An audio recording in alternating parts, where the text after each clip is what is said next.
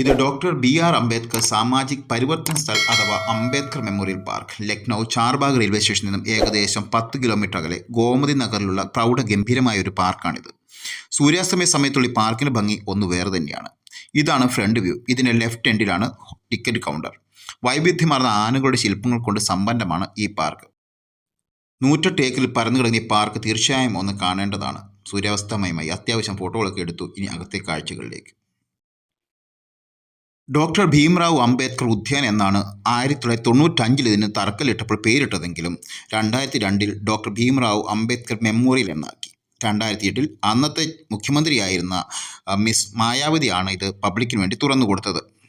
ഇവിടെ പ്രത്യേകം കാണേണ്ട സ്ഥലങ്ങളാണ് ഡോക്ടർ ഭീംറാവു അംബേദ്കർ സാമാജിക് പരിവർത്തൻ സ്ഥൽ, പിന്നെ അംബേദ്കർ സ്തൂപ ആൻഡ് അംബേദ്കർ മെമ്മോറിയൽ, മൂന്നാമതായി പ്രതിബിംബ് സ്ഥൽ. മെമ്മോറിയലോട്ടുള്ള മെയിൻ എൻട്രൻസായി ഇത് 62 ആനകളുടെ ഒരു സമുച്ചയമാണ്. ഇത് അംബേദ്കർ മെമ്മോറിയൽ. ഇവിടെ അദ്ദേഹത്തിൻ്റെ ഒരു കസേരയിലിരിക്കുന്നതായി വലിയ ഒരു ബ്രോൺസ് സ്റ്റാച്ചു കാണാം. കൂടാതെ ഇതിനകത്ത് അദ്ദേഹത്തിൻ്റെ ബയോഗ്രഫി വിവരിക്കുന്ന വേറെയും നിർമ്മിതികളുണ്ട്. അദ്ദേഹത്തിൻ്റെ സ്റ്റാച്ചുവിൻ്റെ അടിയിൽ my struggle of life is my only message എന്ന് എഴുതിയിരിക്കുന്നത് കാണാം. ഇതാണ് മുമ്പ് പറഞ്ഞ 62 ആനകൾ.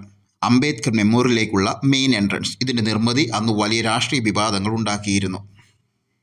ഈ നിർമ്മിതികളുടെ നൈറ്റ് വ്യൂവിലുള്ള ഭംഗി ഒന്ന് പ്രത്യേകം എടുത്തു പറയേണ്ടതാണ്. ഇരുട്ട് വീഴാൻ തുടങ്ങി. ഞങ്ങൾ മെമ്മോറിയലിൻ്റെ മുകൾ ഭാഗത്തേക്ക് കയറുകയാണ്. ഇന്ന് താരതമ്യേന തിരക്ക് കുറവാണ്. ലൈറ്റിൻ്റെ വെട്ടത്തിൽ ഈ റെഡ് സാൻഡ് സ്റ്റോൺസ് വെട്ടിത്തിളങ്ങുന്നത് കാണാൻ ഒരു പ്രത്യേക ഭംഗിയുണ്ട്.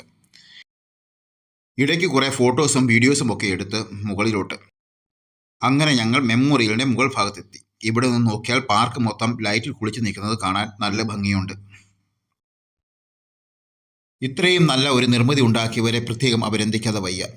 എന്നാൽ സ്വദേശികളും വിദേശികളും ഒരുപോലെ എത്തുന്ന ഇവിടെ ഇതിൻ്റെ ഉത്തരവാദിത്തപ്പെട്ടവർ എന്തുകൊണ്ടാണ് നല്ല രീതിയിൽ ഇവിടുത്തെ വാഷ്റൂം മെയിൻറ്റെയിൻ ചെയ്യാത്തത് എന്നത് തികച്ചും ഖേദകരവുമാണ്.